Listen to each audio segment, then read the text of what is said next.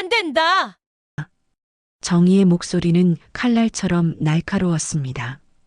30년 전 시장 좌판 아래에서 아이를 업고 버텼던 그 여자는 이제 기업 회장이 되어 있었어요.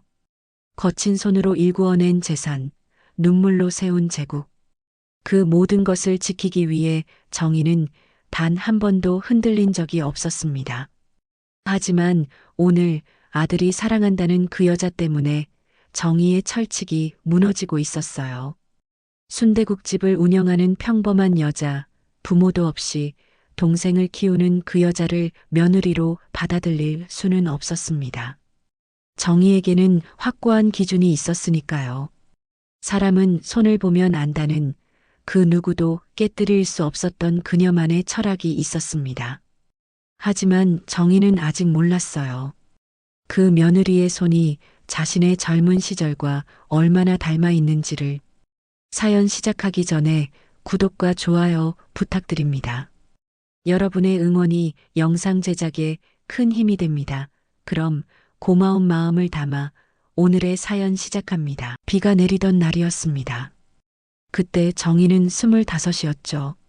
시장 좌판 아래 낡은 천막을 치고 등에 업은 아이의 체온을 느끼며 하루를 버텼습니다.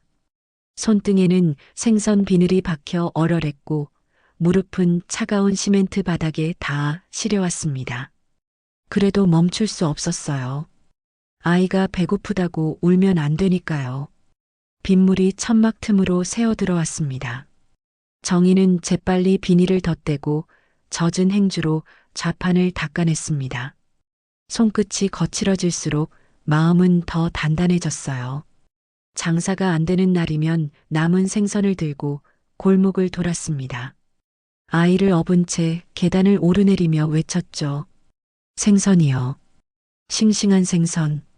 목소리가 쉬도록 불러도 문을 열어주는 집은 많지 않았습니다. 그럴 때마다 정희는 아이의 작은 손을 꼭 쥐었어요. 따뜻한 손바닥을 느끼면 다시 힘이 났습니다. 사람의 손은 거짓말을 하지 않는다고 생각했어요. 손이 거칠면 삶도 거칠었고 손이 따뜻하면 마음도 따뜻했습니다. 어느 겨울밤 정희는 장을 파하고 골목길을 걸었습니다.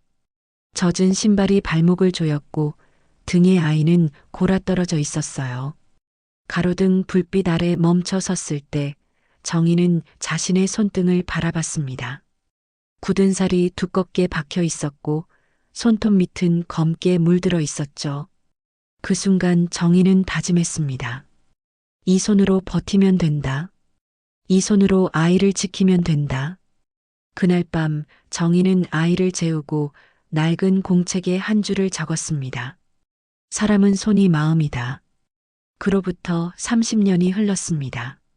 정희는 더 이상 시장 좌판에 앉지 않았어요. 대신 넓은 회의실 중앙에 앉아 있었습니다. 양복 차림의 사람들이 그녀를 둘러싸고 고개를 숙였죠. 회장이라는 호칭이 따라붙었지만 정희의 손등에는 여전히 그때의 흔적이 남아 있었습니다. 회의가 끝나고 비서가 차를 내왔습니다. 정희는 찻잔을 들어 올리며 창밖을 바라봤어요. 고층 빌딩 너머로 재래시장이 희미하게 보였습니다. 비가 내리는 날이면 여전히 그때 생각이 났어요. 젖은 골목, 무거운 아이, 시린 손끝. 잊으려 해도 잊히지 않는 기억들이었습니다. 그날 저녁 아들 태준이 찾아왔습니다. 35살의 태준은 정희가 키운 그 아이였어요. 등에 업혔던 아기가 이제는 키가 크고 어깨가 넓은 남자로 자랐습니다. 태준은 어머니 앞에 앉으며 조심스럽게 말을 꺼냈어요. 어머니, 말씀드릴 게 있습니다. 정희는 찻잔을 내려놓으며 아들을 바라봤습니다. 태준의 눈빛이 평소와 달랐어요. 조금 떨리면서도 단단한 결심이 담겨 있었습니다. 정희는 본능적으로 알아챘죠. 여자 애긴가. 태준은 잠시 망설이다 고개를 끄덕였습니다. 정희의 표정이 굳어졌어요. 예상했던 순간이었지만 막상 닥치니 마음이 복잡했습니다. 아들이 결혼할 나이가 됐다는 건 알고 있었어요. 하지만 선뜻 받아들여지지 않았습니다. 어느 집 딸인데. 정희의 목소리는 차갑게 가라앉았습니다. 태주는 입술을 깨물었어요. 어머니의 그런 목소리를 들으면 항상 긴장됐습니다. 어릴 적부터 그랬어요. 어머니가 조용히 가라앉은 목소리로 말할 때가 가장 무서웠죠. 아직 정식으로 만나뵌 건 아닙니다만. 그래서 어느 집이냐고 정희는 다시 한번 물었습니다. 태주는 고개를 들어 어머니를 똑바로 바라봤어요. 피할 수 없는 질문이라는 걸 알고 있었습니다. 좋은 사람입니다. 성실하고 책임감 있고 그건 내가 판단할 일이다. 정희는 단호하게 말했습니다. 손을 가지런히 모으고 태준을 응시했어요. 30년 전 시장 골목을 걷던 그 눈빛이었습니다. 흔들리지 않는 눈빛이었죠. 태준은 한숨을 길게 내쉬었습니다. 어머니를 설득하는 게 쉽지 않을 거라는 걸 알고 있었어요. 하지만 포기할 수도 없었습니다. 이번만큼은 자신의 선택을 지키고 싶었죠. 제가 직접 모시겠습니다. 어머니께서 직접 만나보시면. 그럴 필요 없다. 정희는 단칼에 잘랐습니다. 찻잔을 들어 한 모금 마시고 천천히 내려놓았어요. 손끝에 힘이 들어갔습니다. 우리 집으로 들어올 사람은 아무나 되는 게 아니다. 어머니, 내 말 아직 안 끝났다. 정희는 태준의 말을 막았습니다. 그리고 창밖을 바라보며 낮게 중얼거렸어요. 내 아들 맡길 사람은 내 삶을 버텨보내어야 해. 그 말에는 30년의 무게가 실려 있었습니다. 비 오는 날 젖은 골목을 걸으며 아이를 지켜냈던 기억, 손이 다 닳도록 일하며 버텼던 시간들. 정희는 그 모든 걸 겪어본 사람만이 진짜 강한 사람이라고 믿었어요. 태주는 아무 말도 하지 못했습니다. 어머니의 단단한 표정을 보며 깊은 한숨을 삼켰죠. 설득이 쉽지 않을 거란 걸 다시 한번 실감했습니다. 밤이 깊어갔습니다. 정희는 혼자 남아 창밖을 바라봤어요. 빗방울이 유리창을 타고 흘러내렸습니다. 옛날 기억이 다시 떠올랐죠. 차가운 시장 바닥, 무거운 아이, 거친 손. 그리고 그 모든 걸 버텨낸 자신의 젊은 시절. 정희는 자신의 손등을 내려다봤습니다. 이제는 매끈하게 관리된 손이었지만 굳은 살의 흔적은 여전히 남아 있었어요. 손가락을 천천히 구부리며 정희는 작게 중얼거렸습니다. 사람은 손이 마음이다. 그 말은 여전히 정희의 철학이었습니다. 그리고 그 철학으로 며느리를 고르겠다는 다짐이기도 했죠. 아들이 어떤 여자를 데려오든 정희는 그 여자의 손을 볼 작정이었습니다. 손을 보면 알 수 있었어요. 그 사람이 어떻게 살아왔는지, 무엇을 버텨냈는지. 비는 밤새 내렸습니다. 정희는 창가에 서서 빗소리를 들었어요. 30년 전 그날 밤처럼 빗소리는 여전히 차갑고 쓸쓸했습니다. 폭우가 쏟아지던 목요일 오후였습니다. 태주는 회의를 마치고 차를 몰고 있었어요. 와이퍼가 미친 듯이 움직여도 앞이 제대로 보이지 않았습니다. 신호등 앞에서 멈춰 섰을 때 빗물이 유리창을 세차게 두드렸죠. 이 비에 집까지 가려면. 태주는 한숨을 내쉬었습니다. 내비게이션을 확인하니 집까지는 아직 40분이나 남아 있었어요. 배도 고팠습니다. 점심을 거른 채 회의에 들어갔거든요. 잠시 비를 피할 곳을 찾아야 했습니다. 골목길로 접어들었습니다. 익숙하지 않은 동네였어요. 좁은 길 양옆으로 낡은 가게들이 늘어서 있었습니다. 그때 작은 간판이 눈에 들어왔죠. 순대국이라고 적힌 낡은 간판이었습니다. 불빛이 희미하게 새어나오고 있었어요. 태주는 차를 세우고 우산도 없이 뛰어내렸습니다. 몇 걸음 만에 온몸이 젖었어요. 식당 문을 열고 들어서자 따뜻한 공기가 얼굴을 감쌌습니다. 김이 서린 유리창 너머로 빗줄기가 보였죠. 어서 오세요. 조용한 목소리가 들렸습니다. 태주는 고개를 들었어요. 26쯤 되어 보이는 여자가 서 있었습니다. 앞치마를 두른 모습이 단정했어요. 눈빛은 차분했고 표정은 잔잔했습니다. 앉으시죠. 비 많이 맞으셨네요. 여자는 태준의 젖은 코트를 보더니 말없이 옷걸이를 가져왔습니다. 태준이 코트를 벗자 조심스럽게 받아서 걸어줬어요. 손동작이 정갈했습니다. 서두르지 않으면서도 빠르고 정확했죠. 잠시만 기다리세요. 여자는 안쪽으로 들어갔다가 핫팩 2개를 들고 나왔습니다. 태준의 테이블 위에 살짝 놓으며 작게 미소 지었어요. 손 녹이세요. 많이 차가우실 거예요. 태준은 멍하니 핫팩을 바라봤습니다. 요구하지 않았는데 먼저 챙겨준 배려였어요.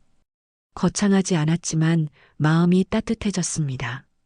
핫팩을 손에 쥐자 온기가 스며들었죠. 순대국 하나 주세요. 네, 금방 나옵니다. 여자는 고개를 끄덕이고 주방으로 들어갔습니다. 태주는 그 뒷모습을 지켜봤어요. 걸음걸이가 빠르면서도 흐트러지지 않았습니다. 생활의 리듬이 몸에 배어 있는 사람의 움직임이었죠. 주방에서 냄비 소리가 들렸습니다. 국물 끓는 소리, 그릇 부딪히는 소리. 태주는 식당 안을 둘러봤어요. 낡았지만 깨끗했습니다. 테이블은 닦여 있었고 바닥에는 먼지 하나 없었어요. 벽에 걸린 메뉴판도 정갈하게 쓰여 있었습니다. 5분쯤 지났을까요? 여자가 쟁반을 들고 나왔습니다. 김이 모락모락 나는 순대국 한 그릇과 깍두기, 부추무침이 담겨 있었어요. 테이블 위에 조심스럽게 내려놓으며 여자가 말했습니다. 천천히 드세요. 뜨거우니까 조심하시고요. 태주는 숟가락을 들었습니다. 첫 술을 떠서 입에 넣는 순간 눈이 커졌어요. 국물이 진했습니다. 자극적이지 않으면서도 깊은 맛이 났죠. 순대도 부드러웠고 고기도 부드러웠습니다. 맛있네요. 태주는 무심코 중얼거렸습니다. 여자가 카운터에서 고개를 들었어요. 작게 미소 지으며 대답했죠. 맛있게 드세요. 태주는 계속 숟가락을 움직였습니다. 한 그릇을 비우는 동안 몸이 따뜻해졌어요. 젖은 옷 때문에 시렸던 몸이 서서히 녹아내렸습니다. 그릇을 다 비우고 나자 배가 든든했죠. 계산을 하러 카운터로 갔습니다. 여자가 계산서를 내밀었어요. 태주는 카드를 건네며 물었습니다. 여기 자주 여시나 봐요. 네, 날마다 있습니다. 여자는 담담하게 대답했습니다. 카드를 받아 단말기에 긁으면서 덧붙였어요. 비 오는 날엔 국물이 당기잖아요. 또 오세요. 태주는 고개를 끄덕였습니다. 영수증을 받아드는 순간 여자의 손이 눈에 들어왔어요. 손등에 가벼운 화상 자국이 있었습니다. 주방에서 생긴 흔적이겠죠. 손가락은 가늘었지만 힘이 있어 보였습니다. 그 순간 태주는 이상한 느낌을 받았습니다. 어머니의 젊은 시절 사진을 본 적이 있었어요. 시장에서 찍은 오래된 사진이었죠. 그 사진 속 손과 지금 이 여자의 손이 묘하게 겹쳐지는 것 같았습니다. 감사합니다. 태주는 인사를 하고 식당 문을 나섰습니다. 비는 여전히 내리고 있었어요. 하지만 아까보다는 조금 잦아든 것 같았습니다. 차에 올라타 시동을 걸면서 태주는 뒤를 돌아봤죠. 식당 불빛이 빗속에서 희미하게 빛나고 있었습니다. 유리창 너머로 여자가 테이블을 닦는 모습이 보였어요. 정갈한 손놀림이었습니다. 천천히 그러나 확실하게 움직이는 손이었죠. 태주는 한참 동안 그 모습을 바라봤습니다. 마음 한구석이 이상하게 따뜻해졌어요. 거창한 감정은 아니었습니다. 그냥 다시 오고 싶다는 생각이 들었죠. 다음에 또 와야겠다 태주는 작게 중얼거리며 핸들을 잡았습니다. 차가 천천히 움직이기 시작했어요. 백미러에 비친 식당 불빛이 점점 멀어졌습니다. 하지만 그 따뜻한 느낌은 가슴에 남아 있었죠. 집으로 가는 길, 태주는 계속 그 식당을 떠올렸습니다. 따뜻한 순대국, 조용한 목소리, 정갈한 손동작, 그리고 무엇보다 요구하지 않았는데 먼저 챙겨준 핫팩. 그 작은 배려가 계속 마음에 남았어요. 신호등 앞에서 차가 멈췄습니다. 태주는 조수석에 놓인 명함 케이스를 열었어요. 명함 뒷면에 작게 메모를 했습니다. 순대국집, 골목 안쪽, 따뜻한 곳. 짧은 메모였지만 충분했습니다. 다음에 다시 찾아갈 수 있을 만큼의 정보였죠. 태주는 명함을 지갑에 넣고 다시 핸들을 잡았습니다. 빗소리가 차창을 두드렸습니다. 하지만 이제는 그 소리가 시끄럽지 않았어요. 오히려 포근하게 느껴졌습니다. 마치 누군가의 따뜻한 손길처럼요. 그날 밤 태주는 집에 돌아와서도 한동안 그 식당을 생각했습니다. 순대국 맛도 좋았지만 그보다 더 기억에 남는 건 여자의 조용한 배려였어요. 말은 많지 않았지만 행동으로 마음을 보여주는 사람. 그런 사람이 태준의 마음에 스며들었습니다. 사흘이 지났습니다. 태준은 그 식당을 자꾸 떠올렸어요. 회의 중에도 서류를 검토할 때도 문득문득 생각났습니다. 따뜻한 순대국 맛도 좋았지만 무엇보다 그 조용한 배려가 계속 마음에 걸렸죠. 한 번 더 가볼까? 태주는 퇴근길에 일부러 그쪽으로 차를 돌렸습니다. 내비게이션은 다른 길을 안내했지만 무시했어요. 골목길로 접어들자 익숙한 풍경이 나타났습니다. 좁은 길 양쪽에 낡은 가게들, 그리고 저 멀리 보이는 순대국집 간판. 오후 5시쯤이었습니다. 해가 기울어 골목에 그림자가 길게 드리워져 있었어요. 태주는 차를 세우고 밖으로 나왔습니다. 식당 쪽으로 걸어가는데 앞에서 누군가 비틀거렸죠. 여자였습니다. 지난번 그 여자였어요. 양손에 플라스틱 봉투를 잔뜩 들고 있었습니다. 무거워 보였어요. 봉투가 찢어질 것처럼 팽팽했죠. 여자는 한 발 한 발 조심스럽게 걸었습니다. 그때였습니다. 여자의 손에서 봉투 하나가 미끄러졌어요. 바닥에 떨어지며 안에 든 도시락 통들이 쏟아졌습니다. 일회용 용기 서너 개가 길바닥에 굴러갔죠. 아! 여자는 작게 신음하며 몸을 굽혔습니다. 남은 봉투들을 바닥에 내려놓고 흩어진 도시락을 주었어요. 손이 바쁘게 움직였습니다. 태주는 재빨리 달려갔죠. 제가 도와드릴게요. 태주는 무릎을 꿇고 도시락 통을 주었습니다. 여자가 고개를 들었어요. 태준을 알아보고 눈이 약간 커졌습니다. 저번에 오셨던 분. 네, 맞습니다. 태준은 도시락 통을 모아 여자에게 건넸습니다. 여자는 조심스럽게 받으며 작게 고개를 숙였어요. 감사합니다. 손님이신데 이런 걸 도와주시다니. 괜찮습니다. 무거워 보이던데 제가 들어드릴까요? 태주는 바닥에 놓인 봉투들을 가리켰습니다. 여자는 잠시 망설였어요. 받아들여야 할지 거절해야 할지 고민하는 표정이었습니다. 그러다 조용히 고개를 끄덕였죠. 죄송합니다. 그럼 저기 식당까지만. 태주는 봉투 3개를 들었습니다. 생각보다 무거웠어요. 여자는 나머지를 들고 앞장섰습니다. 식당까지는 10여 미터 정도였죠. 짧은 거리였지만 태주는 여자의 뒷모습을 유심히 봤습니다. 등이 곧았습니다. 무거운 짐을 들었는데도 허리가 굽지 않았어요. 걸음걸이도 흔들리지 않았습니다. 익숙한 사람의 걸음걸이였죠. 매일 이렇게 짐을 나르는 게 분명했습니다. 식당 앞에 도착했습니다. 여자가 문을 열며 말했어요. 여기 놓아주시면 됩니다. 태주는 봉투를 카운터 위에 내려놓았습니다. 여자도 자신의 짐을 내려놓고 한숨을 길게 내쉬었어요. 이마에 땀이 맺혀 있었습니다. 많이 무거우셨겠어요. 괜찮습니다. 늘 하던 일이라. 여자는 손등으로 이마를 닦으며 미소 지었습니다. 태주는 봉투 안을 힐끗 봤어요. 도시락 통들이 가득 들어 있었습니다. 배달이신가 봐요. 아니요. 배달은 아니고. 여자는 잠시 말을 멈췄습니다. 그러다 조용히 덧붙였죠. 동생 점심이요. 동생이요? 태주는 되물었습니다. 여자가 고개를 끄덕였어요. 고등학생이거든요. 밖에서 사 먹는 것보다 제가 싸주는 게 낫잖아요. 친구들 것도 함께 싸줍니다. 태준의 가슴이 뭉클해졌습니다.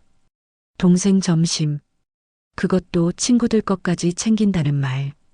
여자의 목소리에는 꾸밈이 없었어요.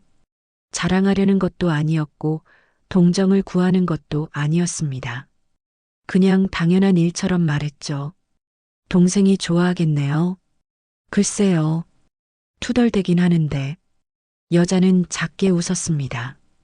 투덜대면서도 잘 먹는다는 뜻이었죠. 태주는 그 미소를 보며 묘한 감정을 느꼈습니다. 이 여자는 불평하지 않았어요. 힘든 내색도 하지 않았습니다. 그냥 담담하게 자기 일을 해나가는 사람이었죠. 앉으세요. 감사의 표시로 국 한 그릇 대접하겠습니다. 여자가 의자를 권했습니다. 태주는 고개를 저었어요. 괜찮습니다. 저는 그냥, 아니에요. 도와주셨잖아요. 여자는 단호하게 말했습니다. 태주는 더 거절할 수 없었어요. 의자에 앉으며 여자를 바라봤습니다. 여자는 앞치마를 두르고 주방으로 들어갔죠. 잠시 후 순대국이 나왔습니다. 지난번처럼 김이 모락모락 나는 따뜻한 국이었어요. 여자가 테이블 맞은편에 앉으며 물 한 잔을 내밀었습니다. 천천히 드세요. 태주는 숟가락을 들었습니다. 한술 떠서 입에 넣으며 물었어요. 여기 혼자 운영하시나 봐요. 네. 오전엔 제가, 저녁엔 아르바이트생이 와요. 쉽지 않으시겠어요. 여자는 어깨를 으쓱했습니다. 쉽지 않다는 걸 인정하는 몸짓이었죠. 그래도 해야죠. 동생 학비도 벌어야 하고. 말투는 담담했습니다. 하지만 그 안에 담긴 책임감은 무거웠어요. 태주는 국을 먹으며 여자를 관찰했습니다. 손은 거칠었지만 움직임은 정갈했어요. 말은 적었지만 진심이 느껴졌습니다. 동생이 몇 살이에요? 16이요. 고등학교 1학년. 어린데 의젓하네요. 의젓해야죠. 부모님이 안 계시니까. 여자의 목소리가 잠시 낮아졌습니다. 태주는 더 묻지 않았어요. 듣지 않아도 알 수 있었습니다. 이 여자는 부모님 없이 동생을 키우고 있었죠. 대단하십니다. 태주는 진심으로 말했습니다. 여자는 고개를 저었어요. 대단한 건 아니에요. 그냥 제 몫을 하는 거죠. 제목. 그 말이 태준의 가슴을 쳤습니다. 이 여자는 자신의 삶을 회피하지 않았어요. 원망하지도 않았습니다. 그냥 묵묵히 자기 자리를 지키고 있었죠. 태주는 국을 다 먹고 일어났습니다. 계산을 하려는데 여자가 손을 저었어요. 오늘은 제가 대접하는 거예요. 그럴 순 없죠. 짐 들어주신 것도 있고. 다음에 오시면 그때 받을게요. 다음에. 그 말에 태주는 미소 지었습니다. 다음에 오라는 말이었죠. 그럼 꼭 다시 올게요. 기다릴게요. 여자도 미소 지었습니다. 태주는 식당을 나서며 뒤돌아봤어요. 여자가 도시락통을 정리하고 있었습니다. 능숙한 손놀림이었죠. 차에 올라타며 태주는 생각했습니다. 이 여자의 생활력, 진심, 조용한 강단. 그 모든 게 마음에 들었어요. 화려하지 않았지만 진짜였습니다. 꾸미지 않았지만 단단했죠. 태주는 명함 케이스를 꺼내 자신의 번호를 적었습니다. 다음에 갈 때 건네줘야겠다고 생각했어요. 조금씩 천천히 가까워지고 싶었습니다. 해가 완전히 졌습니다. 골목의 가로등이 하나둘 켜졌어요. 식당 불빛도 환하게 빛났습니다. 태주는 한참 동안 그 불빛을 바라보다가 시동을 걸었습니다. 가슴이 따뜻했어요. 정희는 오전 회의를 마치고 차에 올랐습니다. 운전기사가 목적지를 물었어요. 동대문 쪽 거래처입니다. 알겠습니다, 회장님. 차가 출발했습니다. 정희는 창밖을 바라봤어요. 고층 빌딩이 스쳐 지나갔습니다. 유리와 철골로 만들어진 차갑고 반듯한 건물들이었죠. 정희는 그 풍경을 보며 문득 옛 생각이 났습니다. 30년 전 이 거리는 달랐어요. 낮은 건물들이 다닥다닥 붙어 있었고 좁은 골목에는 노점들이 줄지어 있었죠. 정희는 그 골목에서 장사를 했습니다. 손이 얼 정도로 추운 겨울에도 땀이 비 오듯 흐르는 여름에도 좌판 앞을 지켰어요. 거래처 방문은 1시간 만에 끝났습니다. 계약서에 도장을 찍고 악수를 나눴어요. 차에 오르려는데 정희는 발걸음을 멈췄습니다. 저 멀리 재래시장 입구가 보였죠. 잠깐만 기다려. 정희는 운전기사에게 말하고 시장 쪽으로 걸었습니다. 충동적인 결정이었어요. 이유도 확실하지 않았습니다. 그냥 가보고 싶었죠. 시장 입구에 들어서자 익숙한 냄새가 코를 찔렀습니다. 생선 비린내, 김치 냄새, 튀김 기름 냄새. 섞여서 나는 그 냄새가 낯설지 않았어요. 오히려 가슴 한구석이 먹먹해졌습니다. 정희는 천천히 걸었습니다. 좌판마다 사람들이 물건을 팔고 있었어요. 큰 목소리로 손님을 부르는 아주머니들, 가격을 깎으려는 할머니들. 그 모습이 30년 전 자신의 모습 같았습니다. 생선 싸게 가져가세요. 무 한 단에 1,000원. 외치는 소리들이 귀에 들렸습니다. 정희는 잠시 멈춰서서 귀를 기울였어요. 그 목소리들 속에 자신의 젊은 시절이 섞여 있는 것 같았습니다. 시장 안쪽으로 더 들어갔습니다. 계단이 보였어요. 2층으로 올라가는 낡은 계단이었습니다. 그때 정희의 시선이 한 곳에 멈췄죠. 한 여자가 계단 아래 서 있었습니다. 26쯤 되어 보이는 젊은 여자였어요. 앞치마를 두르고 있었고 손에는 커다란 보따리를 들고 있었습니다. 무거워 보였죠. 계단 위에는 할머니 한 분이 힘겹게 서 있었습니다. 손에는 장바구니가 들려 있었어요. 무릎이 좋지 않은지 계단을 내려오는 게 힘들어 보였습니다. 여자가 할머니에게 다가갔습니다. 무언가 말을 건네는 것 같았어요. 할머니가 고개를 저으며 손을 흔들었습니다. 괜찮다는 뜻이었죠. 하지만 여자는 물러서지 않았습니다. 여자는 자신의 보따리를 잠시 바닥에 내려놓았어요. 그리고 할머니의 장바구니를 건네받았습니다. 할머니가 뭐라고 했지만 여자는 미소 지으며 계단을 올라가기 시작했죠. 정희는 그 모습을 멀리서 지켜봤습니다. 여자의 손이 눈에 들어왔어요. 정갈한 손이었습니다. 장바구니를 조심스럽게 들고 있었죠. 한 계단 한 계단 천천히 올라가는 뒷모습이 단단해 보였습니다. 할머니와 여자가 2층에 도착했습니다. 여자가 장바구니를 할머니에게 돌려주었어요. 할머니가 손을 잡으며 뭐라고 말하는 것 같았습니다. 고맙다는 말이겠죠.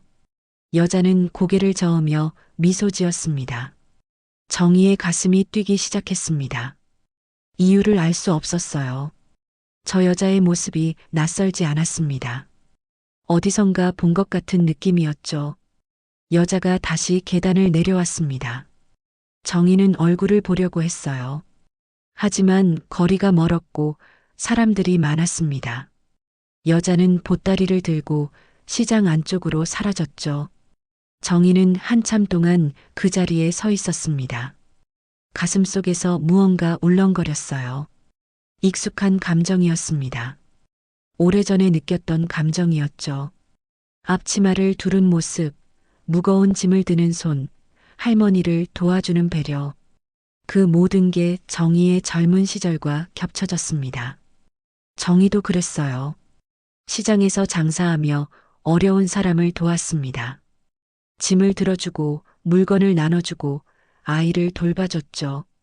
어디서 본 듯한 사람인데 정희는 작게 중얼거렸습니다. 그러나 확신할 수는 없었어요. 얼굴을 제대로 보지 못했으니까요.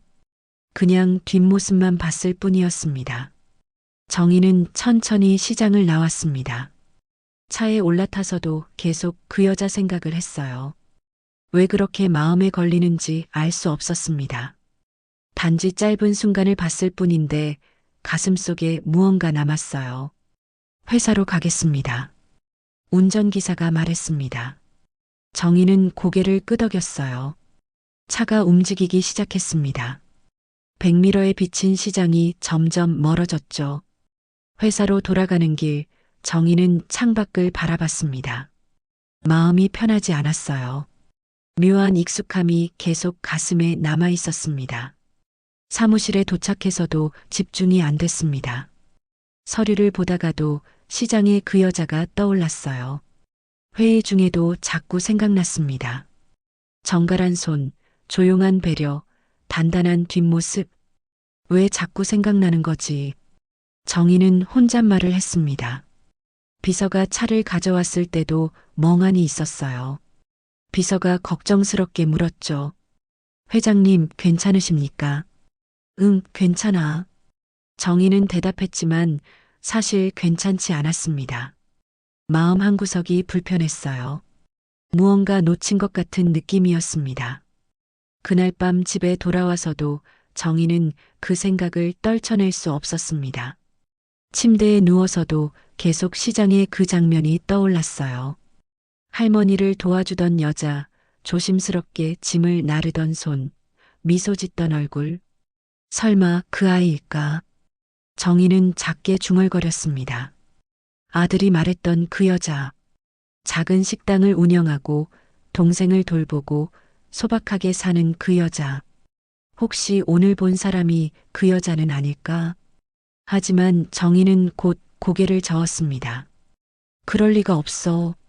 그냥 우연이겠지. 스스로를 설득했지만 마음속 파문은 가라앉지 않았습니다. 작은 물결이 계속 번져나갔어요. 정희는 이불을 끌어당기며 눈을 감았습니다. 하지만 잠이 오지 않았습니다. 시장에 그 여자가 자꾸 떠올랐어요. 그리고 어느새 정희의 마음속에는 한 가지 결심이 자리 잡았습니다. 직접 확인해 봐야겠어. 아들이 말한 그 여자를 직접 만나봐야겠다는 생각이었습니다. 시장에서 본 그 사람이 맞는지 아니면 다른 사람인지 그걸 확인하지 않으면 이 마음이 풀리지 않을 것 같았어요. 정희는 천장을 바라보며 긴 한숨을 내쉬었습니다. 오랜만에 느끼는 복잡한 감정이었죠. 그리고 그 감정 속에는 기대와 불안이 함께 섞여 있었습니다. 챕터 5. 조용한 연애, 말보다 행동이 많은 사이. 그날 이후로 태주는 자주 식당을 찾았습니다. 처음에는 일주일에 한 번, 그 다음에는 사흘에 한 번, 어느새 거의 매일 들르게 됐어요. 퇴근길이 자연스럽게 그쪽으로 향했습니다. 여자도 태준을 알아봤습니다. 문이 열리면 고개를 들어 미소 지었어요. 말은 많지 않았지만 눈빛이 따뜻했습니다. 오늘도 순댓국이세요. 네, 그게 제일 맛있더라고요. 짧은 대화였습니다. 하지만 그 안에 편안함이 담겨 있었어요. 어색하지 않았고 억지스럽지도 않았습니다. 어느 날 저녁이었습니다. 태준이 식당에 들어갔을 때 손님이 없었어요. 여자는 카운터에서 장부를 정리하고 있었습니다. 태준이 앉아 고개를 들었죠. 오늘은 일찍 오셨네요. 회의가 일찍 끝났습니다. 여자는 고개를 끄덕이고 주방으로 들어갔습니다. 순대국을 끓이는 소리가 들렸어요. 태준은 식당 안을 둘러봤습니다. 여전히 깨끗했고 정돈되어 있었죠. 순대국이 나왔습니다. 태준은 숟가락을 들다가 문득 물었어요. 저녁은 드셨어요? 여자가 잠시 망설였습니다. 그리고 작게 고개를 저었죠. 나중에 먹으려고요. 같이 드실래요? 태준의 말에 여자가 눈을 크게 떴습니다. 당황한 표정이었어요. 손님이신데 어떻게? 손님이 아니라 친구 같은데요. 태준은 미소 지으며 말했습니다. 여자는 잠시 망설이다가 조심스럽게 고개를 끄덕였어요. 주방에서 자신의 그릇을 가져와 맞은편에 앉았습니다. 둘은 조용히 밥을 먹었습니다. 말은 없었지만 어색하지 않았어요. 숟가락 소리만 작게 들렸습니다. 태주는 여자를 힐끗 봤어요. 여자는 천천히 밥을 먹고 있었습니다. 급하게 먹지 않았죠. 맛있어요. 태준이 말했습니다. 여자가 고개를 들었어요. 다행이네요. 매일 이걸 만드시는 거예요. 네. 새벽에 국물을 우려내고 손님 오기 전에 준비해요. 힘들겠어요. 여자는 어깨를 으쓱했습니다. 익숙해요. 그리고 손님들이 맛있게 드시면 보람 있죠. 그 말에 태준의 가슴이 따뜻해졌습니다. 이 여자는 자기 일에 자부심이 있었어요. 힘들다고 불평하지 않았습니다. 며칠 후였습니다. 태준은 여자에게 연락처를 물었어요. 혹시 전화번호 알려주실 수 있을까요? 여자가 조심스럽게 물었습니다. 무슨 일로요? 가끔 연락하고 싶어서요. 식당 문 닫는 시간도 알고 싶고. 여자는 잠시 생각하다가 번호를 알려줬습니다. 태준은 바로 문자를 보냈어요. 저장했습니다. 태준이에요. 여자의 휴대폰이 울렸습니다. 화면을 보고 작게 미소 지었어요. 저장할게요. 그날부터 둘은 가끔 문자를 주고받았습니다. 긴 대화는 아니었어요. 짧은 안부였습니다. 오늘 날씨 좋네요. 네, 장사 잘 될 것 같아요. 저녁 드셨어요? 아직이요. 조금 이따 먹으려고요. 단순한 문자였지만 따뜻했습니다. 태주는 문자를 보낼 때마다 여자의 얼굴을 떠올렸어요. 조용히 미소 짓는 모습, 정갈하게 일하는 모습. 어느 토요일 오후였습니다. 태주는 여자에게 전화를 걸었어요. 지금 시간 괜찮으세요? 네, 오후라 한가해요. 동생분 학원 간다고 하셨죠? 제가 태워다 드릴까요? 여자가 놀란 목소리로 대답했습니다. 아니에요. 괜찮습니다. 제가 차 있어요. 그냥 가는 길에 태워드릴게요. 정말 괜찮습니다. 하지만 태주는 이미 식당 앞에 와 있었습니다. 차에서 내려 식당 문을 열었어요. 여자가 놀란 표호로 서 있었습니다. 벌써 오셨어요. 가까워서요. 동생분 어디 계세요? 여자는 할 수 없다는 듯 작게 웃었습니다. 안쪽을 가리켰어요. 거기서 숙제하고 있어요. 16살 남자아이가 책상에 앉아 있었습니다. 교복을 입고 있었어요. 태준을 보더니 의아한 표정을 지었죠. 누나, 이분은 친구분이야. 학원 태워다 주신대. 괜찮은데. 동생도 사양했습니다. 하지만 태준은 웃으며 말했어요. 차 있는데 뭐. 타요. 결국 셋은 차에 올랐습니다. 동생이 뒷좌석에 앉았어요. 여자가 조수석에 앉으며 작게 말했습니다. 죄송해요. 폐 끼쳐드리네요. 아니에요. 가는 길이에요. 사실 가는 길이 아니었습니다. 하지만 태주는 개의치 않았어요. 이렇게 함께 있는 게 좋았습니다. 학원 앞에서 동생이 내렸습니다. 인사를 하고 건물 안으로 들어갔어요. 여자가 안도의 한숨을 내쉬었습니다. 감사합니다. 덕분에 편하게 보냈어요. 별 말씀을요. 태주는 차를 천천히 몰았습니다. 식당으로 돌아가는 길이었어요. 신호등 앞에서 멈춰 섰을 때 태준이 조심스럽게 물었습니다. 힘들지 않으세요? 식당도 하고 동생도 챙기고. 여자는 잠시 침묵했습니다. 그리고 조용히 대답했어요. 힘들죠. 솔직히 말하면. 그럼. 하지만 이건 제가 감당해야 하는 몫이에요. 여자의 목소리는 단호했습니다. 약한 모습을 보이지 않으려는 듯 했어요. 태주는 그 모습을 보며 깊은 존경심을 느꼈습니다. 혼자 다 감당하지 않아도 돼요. 무슨 말씀이세요? 제가 도울 수 있어요. 여자가 고개를 저었습니다. 아니에요. 저는 도움받는 거 익숙하지 않아요. 왜요? 빚지는 것 같아서요. 태주는 여자를 바라봤습니다. 선을 지키는 사람이었어요.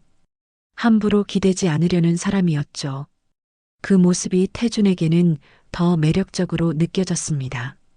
빚이 아니에요. 친구잖아요. 친구. 여자가 그 말을 되풀이했습니다. 작게 미소 지었어요. 그렇네요. 친구. 식당 앞에 도착했습니다. 여자가 차에서 내리며 고개를 숙였어요. 오늘 정말 감사했어요. 천만에요. 또 연락할게요. 네. 여자는 식당 안으로 들어갔습니다. 태주는 차 안에서 한참 동안 그 뒷모습을 바라봤어요. 강단 있으면서도 따뜻한 사람. 스스로 서려고 하면서도 다른 사람을 배려하는 사람. 문득 어머니가 떠올랐습니다. 젊은 시절 어머니도 저랬을 거예요. 혼자 아이를 키우며 버텼던 어머니. 도움을 받지 않으려 했던 어머니. 하지만 결국 모든 걸 이겨낸 어머니. 태주는 작게 미소 지었습니다. 이 여자라면 어머니도 인정할 거라는 생각이 들었어요. 화려하지 않지만 진짜였고 약하지 않으면서도 따뜻했습니다. 차를 출발시키며 태주는 중얼거렸습니다. 좋은 사람이야. 그 말에는 확신이 담겨 있었습니다. 이 연애는 천천히 깊어지고 있었어요. 화려한 데이트는 없었지만 현실적인 신뢰가 쌓이고 있었습니다. 태주는 그게 더 소중하다고 느꼈죠. 석 달이 흘렀습니다. 태주는 더 이상 기다릴 수 없다고 생각했어요. 마음이 확실했습니다. 이 여자와 함께 살고 싶었죠. 어머니에게 말씀드려야 할 때가 왔습니다. 금요일 저녁이었습니다. 태주는 어머니 집을 찾았어요. 정희는 거실 소파에 앉아 차를 마시고 있었습니다. 태준이 들어서자 고개를 들었죠. 왔니? 네, 어머니. 태준은 어머니 맞은편에 앉았습니다. 손을 무릎 위에 올려놓았어요. 손바닥에 땀이 났습니다. 긴장됐죠. 정희는 아들을 바라봤습니다. 평소와 다른 표정이었어요. 뭔가 할 말이 있는 얼굴이었습니다. 정희는 찻잔을 내려놓았죠. 무슨 일이니? 태주는 심호흡을 했습니다. 그리고 천천히 입을 열었어요. 어머니, 말씀드릴 게 있습니다. 말해봐. 저 결혼하고 싶은 사람이 생겼습니다. 순간 거실이 조용해졌습니다. 시계 소리만 똑딱거렸어요. 정의의 표이 굳어졌습니다. 찻잔을 든 손이 공중에서 멈췄죠. 결혼. 정의가 낮게 말했습니다. 목소리에 힘이 들어가 있었어요. 태주는 고개를 끄덕였습니다. 네, 어머니. 정희는 찻잔을 테이블 위에 내려놓았습니다. 또각 소리가 크게 울렸어요. 그리고 아들을 똑바로 바라봤습니다. 어느 집안 딸인데? 태주는 예상했던 질문이었습니다. 하지만 대답하기가 쉽지 않았어요. 입술이 말랐습니다. 작은 식당을 운영하고 있습니다. 식당. 정의가 되물었습니다. 눈썹이 미세하게 올라갔어요. 네. 순대국집입니다. 집안은 부모님은 안 계십니다. 정희의 얼굴이 더욱 굳어졌습니다. 팔짱을 끼고 등을 소파에 기댔어요. 차가운 시선이었습니다. 그래서 고등학생 남동생이 있습니다. 둘이서 살고 있어요. 남동생까지. 정희는 작게 웃었습니다. 비웃음 같았어요. 태준의 가슴이 철렁 내려앉았습니다. 어머니, 더 할 말 있니? 태준은 입술을 깨물었습니다. 어머니의 반응이 예상보다 차갑다는 걸 느꼈어요. 하지만 물러설 수 없었습니다. 좋은 사람입니다. 성실하고 책임감 있어요. 동생을 위해 열심히 일하고. 그만. 정희가 태준의 말을 잘랐습니다. 손을 들어 제지하는 동작이었어요. 목소리가 한층 낮아졌습니다. 안 된다. 어머니, 내 말 못 들었니? 안 된다고 했다. 태준은 자리에서 일어났습니다. 어머니에게 한 걸음 다가갔어요. 이유라도 말씀해 주세요. 정희도 일어났습니다. 아들과 눈높이를 맞췄어요. 눈빛이 날카로웠습니다. 이유를 모르겠니? 모르겠습니다. 우리 집안이 어떤 집안인데? 정희의 목소리가 커졌습니다. 감정이 드러나기 시작했어요. 제가 얼마나 고생해서 여기까지 왔는지 아니. 시장 바닥에서 기어 올라왔어. 손이 다 닳도록 일했다고. 그걸 제가 모릅니까? 알면서 왜 이러니? 정희는 태준을 노려봤습니다. 눈가가 붉어졌어요. 우리 집으로 들어올 사람은 아무나 되는 게 아니야. 그만한 그릇이 있어야 해. 그릇이요. 태준도 목소리를 높였습니다. 참았던 감정이 터져 나왔어요. 어머니는 그릇으로 사람을 평가하십니까? 그래. 정희는 단호하게 대답했습니다. 나는 그렇게 살아왔어. 사람은 손을 보면 알아. 어떻게 살아왔는지, 뭘 견뎌냈는지. 그 사람도 견뎌냈습니다. 뭘? 부모님 잃고 동생 키우면서 식당 운영했어요. 혼자서요. 태준의 목소리가 떨렸습니다. 정희는 비웃듯 고개를 저었어요. 그게 뭐가 대단한데. 세상에 혼자 사는 사람 많아. 어머니, 내 아들 맡길 사람은 내 삶을 버텨보내어야 해. 정희는 창밖을 바라봤습니다. 목소리가 가라앉았어요. 시장 좌판에서 아이 없고 버틴 그 시간들. 비 맞고 눈 맞으면서 장사한 그날들. 그걸 겪어본 사람이어야 해. 그게 무슨 기준입니까? 내 기준이야. 정희는 다시 아들을 바라봤습니다. 눈빛이 단단했어요. 그 여자가 아무리 착해도 소용없어? 우리 세계를 모르잖아. 우리 세계요. 태준은 허탈하게 웃었습니다. 어머니, 그 사람은 평범하게 살고 싶어 하는 사람이에요. 화려한 걸 바라지도 않아요. 그게 문제야. 정희의 목소리가 날카로워졌습니다. 평범하게 살고 싶다고. 그럼 내 아들한테 짐이 되는 거야. 우리 집은 평범하게 살 수 있는 집안이 아니야. 태준은 주먹을 쥐었습니다. 손톱이 손바닥을 파고들었어요. 저는 어머니 허락 없이는 결혼 못합니까? 그래. 정희는 주저없이 대답했습니다. 내가 이 집 아들인 이상 내 허락 없이는 안 돼. 태준은 한참 동안 어머니를 바라봤습니다. 설득할 수 없다는 걸 알았어요. 어머니의 눈빛이 너무 단단했습니다. 알겠습니다. 태준은 돌아섰습니다. 현관으로 향했어요. 정희가 뒤에서 불렀습니다. 태준아. 태준은 멈춰섰습니다. 뒤돌아보지 않았어요. 다시 생각해. 내게 맞는 사람 찾아. 태준은 대답하지 않았습니다. 문을 열고 나갔어요. 문이 닫히는 소리가 크게 울렸습니다. 정희는 혼자 남았습니다. 거실이 텅 비어 보였어요. 소파에 다시 앉았습니다. 손이 떨렸어요. 가슴이 답답했습니다. 아들에게 상처 준 게 마음 아팠어요. 하지만 물러설 수 없었습니다. 정희는 자신의 기준이 있었죠. 찻잔을 들었습니다. 차는 이미 식어 있었어요. 한 모금 마셨습니다. 쓴맛이 입안에 퍼졌죠. 창밖을 바라봤습니다. 밤이 깊어가고 있었어요.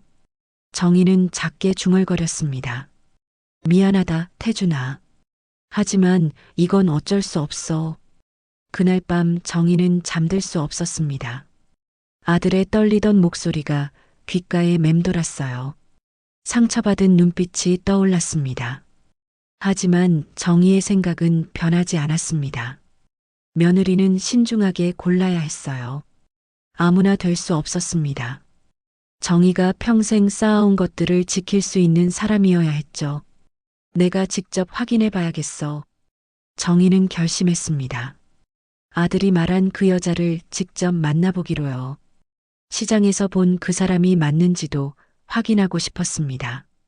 그리고 정말로 며느리가 될 자격이 있는지 판단하겠다고 다짐했죠. 태준이 나간 후 정희는 한참 동안 소파에 앉아 있었습니다. 아들과의 대화가 머릿속을 맴돌았어요. 순대국집, 고등학생, 남동생, 부모님 없이 둘이서 사는 여자.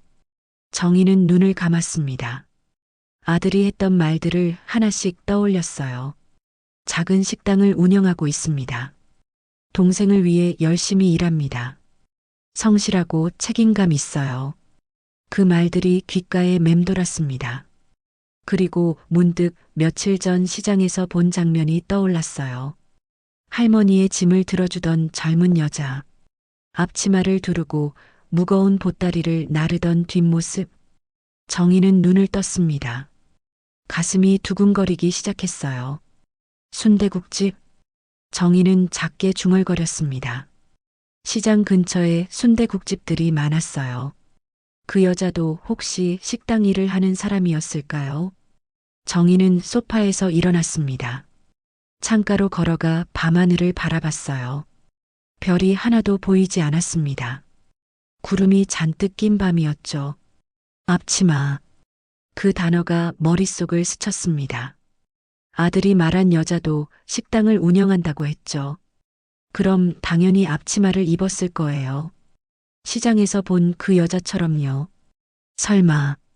정희는 고개를 저었습니다. 너무 비약이 심한 것 같았어요. 서울에 식당하는 젊은 여자가 얼마나 많은데요.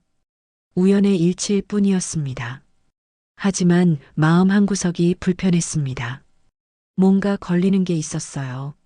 정희는 소파로 돌아와 앉았습니다. 눈을 감고 시장의 그 장면을 다시 떠올렸죠. 계단을 오르던 여자의 뒷모습, 조심스럽게 짐을 나르던 손, 할머니에게 미소 짓던 모습, 그 모든 게 선명하게 기억났습니다. 정희는 아들의 말을 다시 떠올렸어요. 동생을 위해 도시락을 싸줍니다. 친구들 것까지 챙긴다고 했어요. 그 말을 들었을 때 시장의 여자가 무거운 보따리를 들고 있던 모습이 겹쳐졌습니다. 혹시 그 보따리도 도시락이었을까요? 정희는 숨을 깊게 들이마셨습니다. 가슴이 답답했어요. 확신할 수 없었지만 느낌이 자꾸 이어졌습니다. 손. 정희는 또 작게 중얼거렸습니다. 아들이 그 여자의 손을 본 적이 있을 거예요. 어떤 손이었을까요? 거칠었을까요? 부드러웠을까요? 시장에서 본 여자의 손이 떠올랐습니다. 정갈했어요. 거칠지만 정갈한 손이었습니다. 일하는 사람의 손이었죠. 정희 자신의 젊은 시절 손처럼요. 문득 정희는 자신의 손을 내려다봤습니다. 이제는 매끈하게 관리된 손이었어요. 하지만 손등을 자세히 보면 옅은 흔적들이 남아 있었습니다. 굳은 살의 자국, 화상 자국. 그 아이 손도 이랬을까? 정희는 생각했습니다. 식당 일을 하면 당연히 손이 거칠어지겠죠. 뜨거운 냄비를 만지고 설거지를 하고 무거운 짐을 나르면요. 마음이 복잡해졌습니다. 시장에서 본 여자와 아들이 말한 여자가 같은 사람일까요?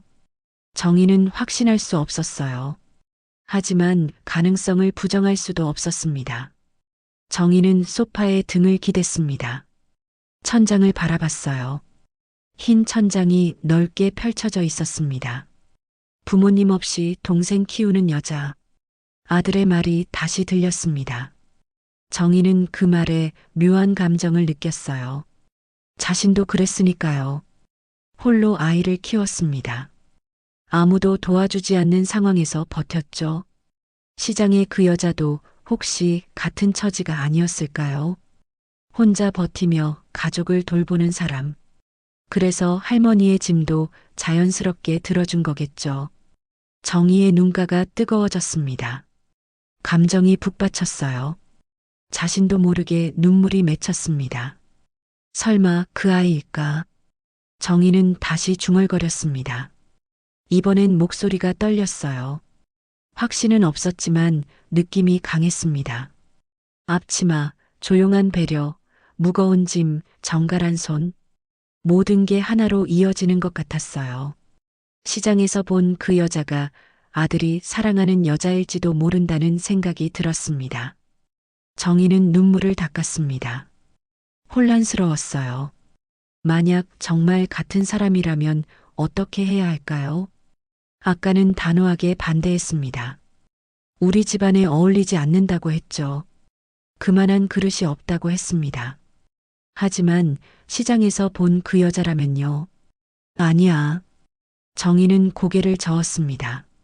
스스로를 다잡았어요. 확인도 안 했는데 단정 짓지 마. 그럴 리가 없다고 자신을 설득했습니다. 서울의 젊은 여자가 얼마나 많은데요. 비슷한 처지의 사람도 많을 거예요. 단지 우연히 겹쳐 보이는 것 뿐이었습니다. 하지만 마음속 파문은 가라앉지 않았습니다. 작은 물결이 계속 번져나갔어요. 의심이 확신으로 바뀌지는 않았지만 궁금증은 커져만 갔습니다. 정희는 자리에서 일어났습니다. 침실로 들어갔어요. 침대에 누웠지만 잠이 오지 않았습니다. 눈을 감아도 시장의 그 여자가 떠올랐죠. 그리고 아들의 상처받은 얼굴도 떠올랐습니다. 정희의 가슴이 아팠어요. 아들에게 너무 냉정했던 걸까요? 직접 만나봐야겠어. 정희는 결심했습니다. 더 이상 미룰 수 없었어요. 아들이 말한 그 여자를 직접 만나서 확인해야 했습니다. 시장에서 본 그 사람이 맞는지, 정말 며느리가 될 자격이 있는 사람인지, 그걸 정희의 눈으로 직접 확인하고 싶었어요. 손을 봐야 해. 정희는 중얼거렸습니다. 사람은 손을 보면 안다고 했죠. 정희는 평생 그렇게 살아왔습니다. 손을 보면 그 사람이 어떻게 살아왔는지 알 수 있었어요. 내일 비서에게 알아보라고 해야겠다고 생각했습니다. 아들이 자주 가는 식당을 찾아내야 했어요. 그리고 정희 자신이 직접 그곳에 가보기로 했습니다. 변장을 해야겠어. 정희는 계획을 세우기 시작했습니다. 회장이라는 신분을 숨기고 평범한 사람처럼 가야 했어요. 그래야 그 여자의 진짜 모습을 볼 수 있을 테니까요. 밤이 깊어갔습니다. 정희는 여전히 잠들지 못했어요. 머릿속이 복잡했습니다. 기대와 불안이 뒤섞여 있었죠. 만약 시장의 그 여자가 맞다면 어떻게 해야 할까요? 아들의 선택을 인정해야 할까요? 아니면 여전히 반대해야 할까요? 정희는 알 수 없었습니다. 하지만 한 가지는 확실했어요. 직접 만나보기 전까지는 판단할 수 없다는 것이었습니다. 내일 시작하자. 정희는 작게 다짐했습니다. 내일부터 그 여자를 찾아 나서기로요. 그리고 모든 걸 확인한 후에 최종 결정을 내리겠다고 마음먹었습니다. 이틀 후 화요일 오후였습니다. 정희는 비서에게 아들이 자주 가는 식당 위치를 알아내라고 했어요. 비서는 반나절 만에 주소를 가져왔습니다. 동대문구 골목 안쪽에 있는 작은 순대국집입니다. 정희는 고개를 끄덕였습니다. 그리고 옷장을 열었어요. 평소 입던 양복이 아니라 오래된 옷들이 걸린 쪽을 봤습니다. 낡은 점퍼 하나를 꺼냈습니다. 10년도 더 된 옷이었어요. 헤어진 곳도 있고 색도 바랬습니다. 정희는 그 옷을 입었죠. 거울을 보니 평범한 중년 여자였습니다. 머리도 단정하게 묶지 않고 흐트러뜨렸어요. 화장도 지웠습니다. 손에 낀 반지도 모두 빼냈죠. 가방도 명품 가방이 아니라 청가방을 들었습니다. 이 정도면 되겠어. 정희는 거울 속 자신을 보며 중얼거렸습니다. 회장의 모습은 온데간데 없었어요. 그냥 시장 아줌마 같았습니다. 운전기사에게는 오늘 혼자 다녀오겠다고 했습니다. 정희는 대중교통을 탔어요. 버스를 타고 지하철을 갈아탔습니다.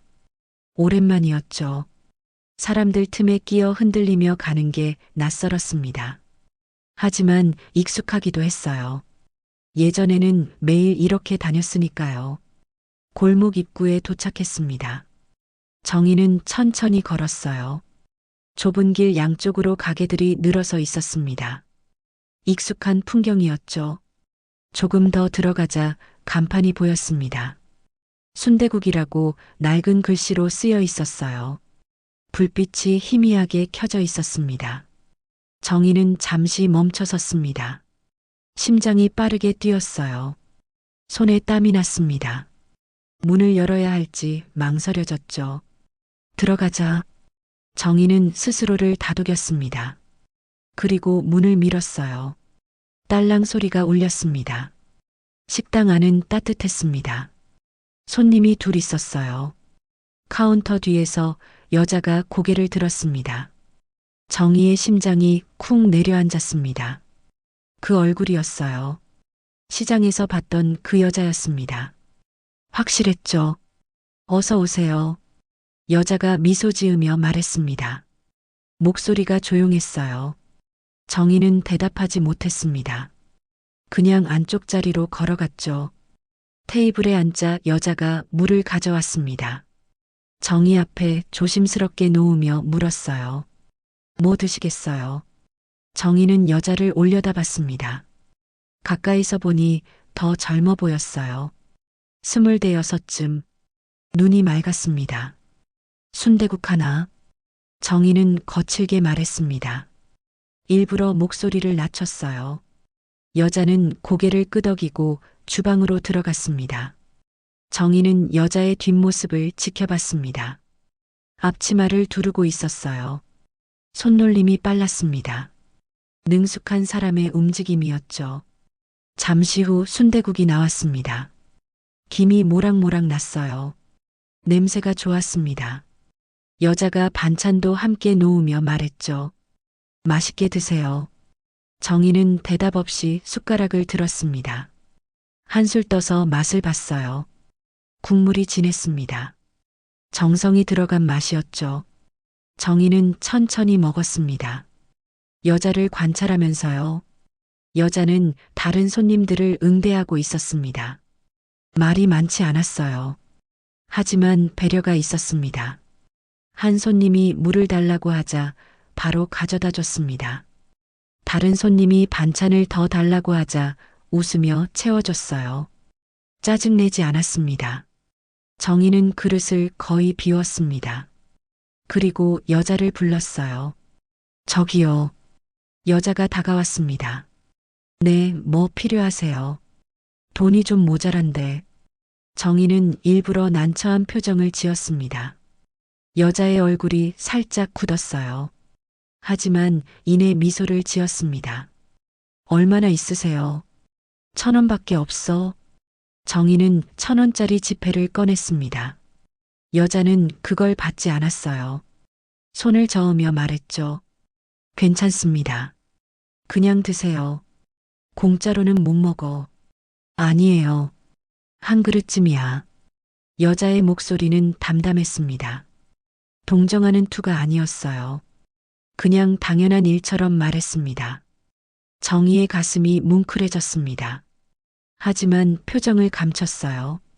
더 시험해봐야 했습니다. 국물이 짜네.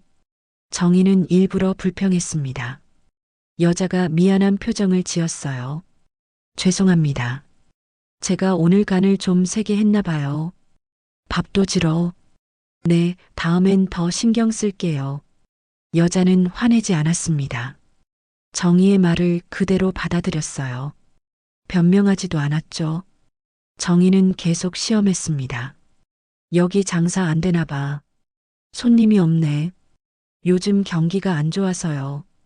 그러게 누가 이런 데서 밥을 먹어. 여자의 눈빛이 잠깐 흔들렸습니다.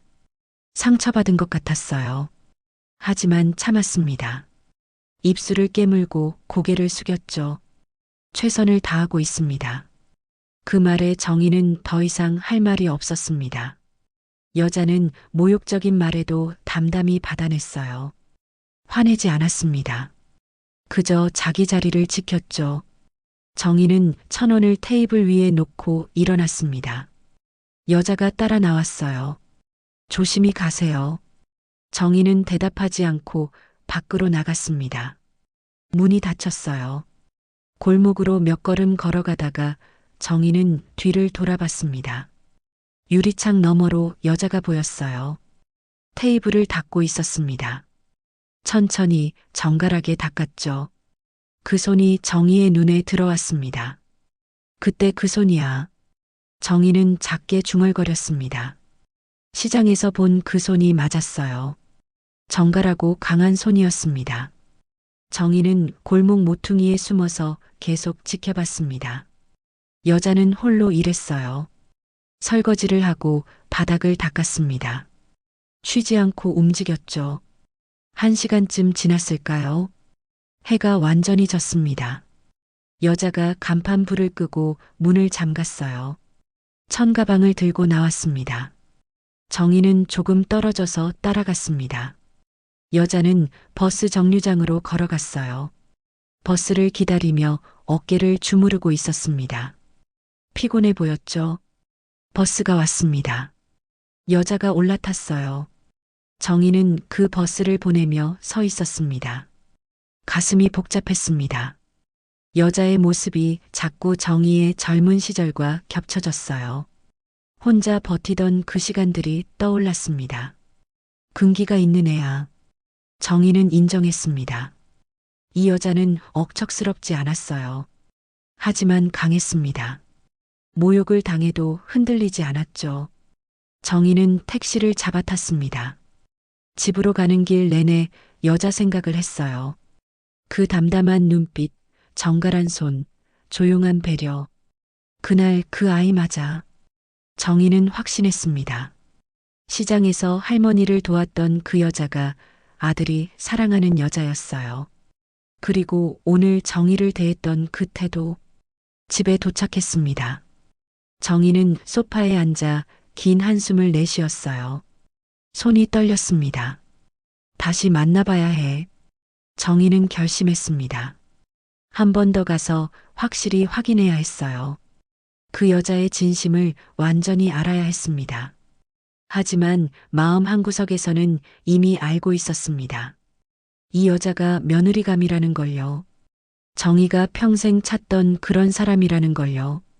챕터 9. 그때 그 여자였구나. 진심 폭로의 밤. 사흘 후 금요일 저녁이었습니다.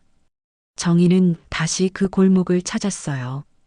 이번에도 낡은 옷을 입고 갔습니다. 가슴이 두근거렸어요. 오늘은 뭔가 확실한 답을 얻어야 한다는 예감이 들었습니다. 식당 문을 열자 여자가 반갑게 맞아줬죠. 또 오셨네요. 여자는 지난번 정희를 기억하고 있었습니다. 모욕적인 말을 했는데도 환한 얼굴로 맞아줬어요. 정희의 가슴이 찔렸습니다. 원망 한 점 없는 미소였거든요. 앉으세요. 오늘은 뭐 드실래요? 순대국. 네, 금방 나옵니다. 여자는 주방으로 들어갔습니다. 정희는 식당 안을 천천히 둘러봤어요. 손님이 5명쯤 있었습니다. 여자는 바쁘게 움직였죠. 테이블 사이를 오가며 물을 채워주고 반찬을 가져다 줬어요. 지치지 않는 사람처럼 보였습니다. 정희는 여자의 움직임을 하나하나 관찰했습니다.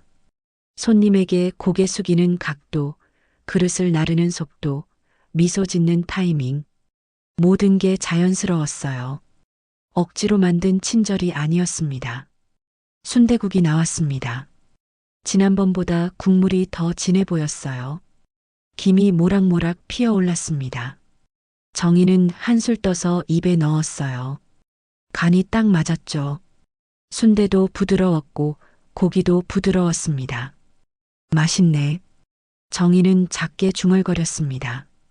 여자가 옆에서 물을 채워주며 물었어요. 지난번보단 나으세요. 응, 훨씬 낫네. 정희는 솔직하게 대답했습니다. 여자가 미소 지었어요. 진심으로 기뻐하는 표정이었습니다. 눈이 초승달처럼 휘어졌죠. 다행이에요. 지난번에 국물이 짜다고 하셔서 신경 썼거든요. 그 말에 정희는 숟가락을 든 손을 멈췄습니다. 이 여자는 무심코 한 불평도 기억하고 있었어요. 그리고 개선하려고 노력했습니다. 정희의 목이 메었죠. 시간이 흘렀습니다. 손님들이 하나둘 계산을 하고 나갔어요. 여자는 계속 일했습니다. 테이블을 닦고 설거지를 하고 바닥을 쓸었어요. 쉬지 않고 움직였죠. 8시가 넘자 식당이 한산해졌습니다. 정희와 구석자리 손님 한 명만 남았어요. 여자는 카운터에 잠시 기대섰습니다. 한숨을 길게 내쉬었어요. 어깨가 축 처진 게 피곤해 보였습니다. 정희는 그 모습을 보며 가슴이 아팠습니다.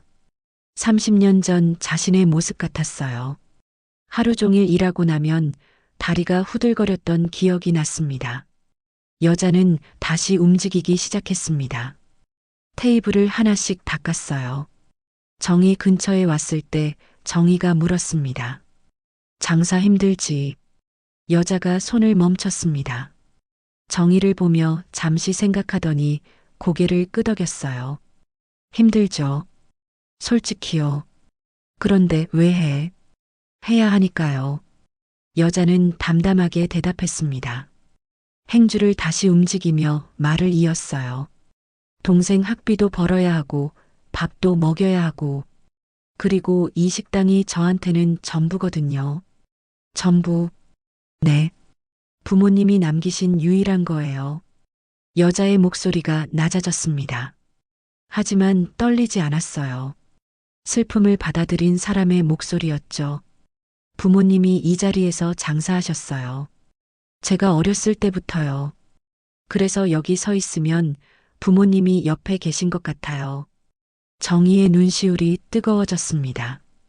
이 여자는 단순히 생계를 위해 일하는 게 아니었어요. 부모님의 흔적을 지키고 있었습니다. 부모님은 언제? 오래전이요. 제가 21 때 교통사고로 돌아가셨어요. 동생이 9살이었죠. 여자는 잠시 말을 멈췄습니다. 숨을 깊게 들이마셨어요.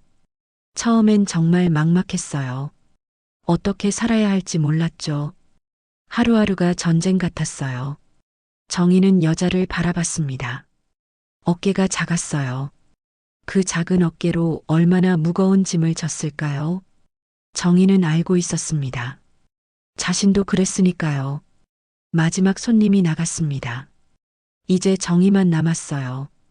여자가 문에 닫는다는 표지판을 걸었습니다. 카운터로 돌아와 앉으며 한숨을 내쉬었어요. 정희는 그릇을 다 비웠습니다. 일어나려다가 다시 앉았어요. 여자에게 물었습니다. 힘든데 포기하고 싶진 않아. 여자가 고개를 들었습니다. 정희의 눈을 바라봤어요. 잠시 침묵이 흘렀습니다. 형광등 불빛만 희미하게 깜빡였죠. 포기하면 안 되잖아요. 여자가 조용히 말했습니다. 왜? 동생이 있으니까요. 제가 무너지면 동생도 무너져요. 그리고 여자는 식당 안을 천천히 둘러봤습니다. 낡았지만 깨끗한 공간이었어요. 부모님의 땀이 배인 공간이었습니다. 힘들어도 따뜻한 한 끼면 그래도 버티잖아요. 그 순간이었습니다. 정희의 몸이 얼어붙었어요. 심장이 멈춘 것 같았습니다. 귓가가 멍해졌죠. 따뜻한 한 끼면 그래도 버틴다. 바로 그 말이었습니다. 시장에서 들었던 그 말이었어요. 정희는 눈을 크게 떴습니다. 기억이 파노라마처럼 펼쳐졌어요. 시장 계단, 할머니의 장바구니, 그리고 그것을 들어주던 젊은 여자의 뒷모습, 그 여자가 할머니에게 했던 말. 힘들어도 따뜻한 한 끼 먹으면 버틸 수 있어요. 똑같은 말이었습니다. 똑같은 목소리였어요. 어조도 같았고 리듬도 같았습니다. 정희의 손이 떨리기 시작했습니다. 찻잔이 덜컥 소리를 냈죠. 너. 정희는 떨리는 목소리로 말했습니다. 여자가 의아한 표정을 지었어요. 네. 시장에서 할머니 짐 들어준 게 너지. 여자의 얼굴이 놀라움으로 변했습니다. 눈이 커졌어요. 입술이 벌어졌습니다. 어떻게 아세요? 내가 봤어. 그날 시장에서 정희는 자리에서 일어났습니다. 다리가 후들거렸어요. 여자에게 한 걸음씩 다가갔습니다. 가까이서 얼굴을 봤어요. 맞았습니다. 그날 본 그 여자였어요. 맞다. 그때 그 여자, 너였구나. 정희의 목소리가 떨렸습니다. 감정이 북받쳤어요. 눈시울이 뜨거워지더니 눈물이 차올랐습니다. 여자는 당황했습니다. 정희의 반응을 이해할 수 없었어요. 왜 이러시는지 알 수 없었죠. 저를 아세요. 몰랐어. 지금까지 몰랐어. 정희는 눈물을 참으려고 했습니다. 하지만 참을 수 없었어요. 눈물이 볼을 타고 흘러내렸습니다. 나도 그랬어. 너처럼. 시장에서 아이 없고 장사했어. 여자가 입을 벌렸습니다. 이해가 안 된다는 표정이었어요. 정희가 왜 갑자기 이런 말을 하는지 알 수 없었습니다. 무슨 말씀이세요? 정희는 자신의 손을 내밀었습니다. 떨리는 손이었어요. 손등의 흔적을 보여줬습니다. 이 손 봐. 너처럼 거칠었어. 밥 먹고 살려고 악착같이 버텼지. 눈 오는 날도 비 오는 날도 좌판 앞을 지켰어. 여자는 정희의 손을 바라봤습니다. 옅은 굳은 살 자국이 보였어요. 화상 흔적도 있었습니다. 그리고 천천히 고개를 들었어요. 정희의 얼굴을 다시 봤습니다. 얼굴에는 눈물이 흐르고 있었습니다. 하지만 눈빛은 강했어요. 살아온 세월의 무게가 담긴 눈빛이었죠. 혹시? 여자가 떨리는 목소리로 말했습니다. 그래. 정희는 고개를 끄덕였습니다. 낡은 점퍼를 벗었어요.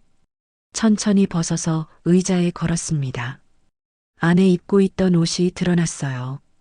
고급스러운 블라우스였습니다. 여자의 눈이 더 커졌습니다.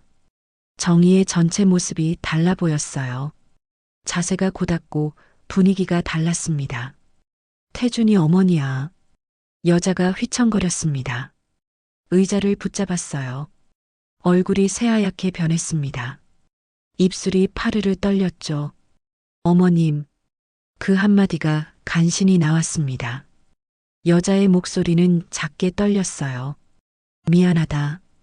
정희는 여자에게 다가갔습니다. 손을 잡았어요. 따뜻한 손이었습니다. 거칠었지만 따뜻했어요. 정갈하고 강한 손이었죠. 내가 잘못 봤어. 너를 완전히 오해했어. 어머님, 저는 내가 맞아. 내 아들을 맡길 만한 애야. 정희는 여자의 손을 꼭 쥐었습니다. 눈물이 계속 흘렀어요. 멈출 수 없었습니다. 30년간 쌓아온 단단함이 무너지는 순간이었죠. 시장에서 널 봤을 때 느꼈어야 했어. 이 아이가 내 며느리구나. 이 아이가 내 아들한테 맞는 사람이구나. 여자도 울기 시작했습니다. 눈물이 볼을 타고 흘렀어요. 목이 메었습니다. 말을 하려고 해도 목소리가 나오지 않았죠. 어머님, 저는 자격이 있어. 충분해. 넘쳐. 정희는 여자를 끌어안았습니다. 작은 몸이 품에 안겼어요. 떨리고 있었습니다. 정희도 떨렸어요. 둘은 그렇게 서로를 안고 울었습니다. 힘들었지. 혼자 버티느라. 괜찮았어요. 아니야. 힘들었을 거야. 나도 알아. 그 마음. 밤에 자다가 깨서 울었지. 내일이 두려웠지. 여자가 크게 흐느꼈습니다. 정희의 가슴에 얼굴을 묻었어요. 참았던 눈물이 터져 나왔습니다. 네. 무서웠어요. 동생 앞에서는 강한 척 했는데 혼자 있으면 무너졌어요. 그래. 나도 그랬어. 정희는 여자의 등을 토닥였습니다. 리듬 있게 토닥였어요. 30년 전 자신을 토닥이는 것 같았습니다. 한참을 그렇게 있었습니다. 둘은 울었어요. 서로의 아픔을 이해하며 울었습니다. 식당 안에는 흐느끼는 소리만 울렸죠. 정희가 먼저 몸을 떼었습니다. 여자의 얼굴을 두 손으로 감싸쥐었어요. 눈물을 엄지손가락으로 닦아줬습니다. 내가 너한테 심했지. 지난번에. 아니에요. 심했어. 국물 짜다고, 밥 질다고, 시험한 것도 미안하고. 괜찮아요. 정말 국물이 짰을 수도 있어요. 여자는 그런 상황에서도 정희를 배려했습니다. 정희의 가슴이 또 뭉클해졌어요. 정희는 천천히 무릎을 꿇었습니다. 여자가 깜짝 놀라 손을 뻗었어요. 안 돼요. 어머님, 일어나세요. 안 돼. 내가 해야 할 일이야. 정희는 단호하게 말했습니다. 바닥에 무릎을 완전히 대고 여자의 손을 잡았어요. 들어줘. 이 고집쟁이 시어머니 말 좀. 여자의 눈에서 눈물이 다시 쏟아졌습니다. 우리 태준이 부탁해. 잘 부탁한다. 그 아이 좀 받아줘. 어머님, 내가 아니면 안 될 것 같아. 태준이한테는 내가 필요해. 여자는 울음을 터뜨렸습니다. 정희도 함께 울었어요. 두 여자는 그렇게 한참을 울었습니다. 바닥에 주저앉아 손을 맞잡고 울었죠. 시간이 얼마나 흘렀을까요? 정희가 먼저 진정했습니다. 여자를 일으켜 세웠어요. 자신도 일어섰습니다. 식당 밖은 완전히 어두웠습니다. 하지만 안은 따뜻했어요. 두 사람의 마음이 드디어 통했습니다. 정희는 여자의 손을 두 손으로 감쌌습니다. 꼭 잡았어요. 이제부터 가족이야. 여자는 고개를 끄덕였습니다. 눈물 범벅인 얼굴로 미소 지었어요. 네, 어머님. 시집와서 고생시키지 않을게. 우리 태준이가 잘할 거야. 저도 잘할게요. 알아. 넌 잘하는 애야. 내가 봤으니까. 정희는 여자를 다시 한번 안았습니다. 이번엔 더 단단히 안았어요. 며느리였습니다. 이 아이가 자신의 며느리였어요. 그날 밤 정희는 오랜만에 마음이 편했습니다. 잘못을 인정했고 진심을 전했어요. 집으로 가는 택시 안에서도 계속 눈물이 났습니다. 하지만 슬픈 눈물이 아니었어요. 마음이 풀리는 눈물이었죠. 내일 아들에게 전화해야겠다고 생각했습니다. 며느리를 인정한다고, 아니 사랑한다고 말하겠다고 다짐했습니다. 토요일 오전이었습니다. 태주는 회사 서류를 보고 있었어요. 집중이 잘 안 됐습니다. 어머니와의 대화 이후로 마음이 무거웠거든요. 며느리에게도 연락하지 못했어요. 어떤 얼굴로 만나야 할지 몰랐습니다. 휴대폰이 울렸습니다. 어머니였어요. 태주는 잠시 망설이다가 전화를 받았습니다. 네, 어머니. 태준아. 어머니의 목소리가 달랐습니다.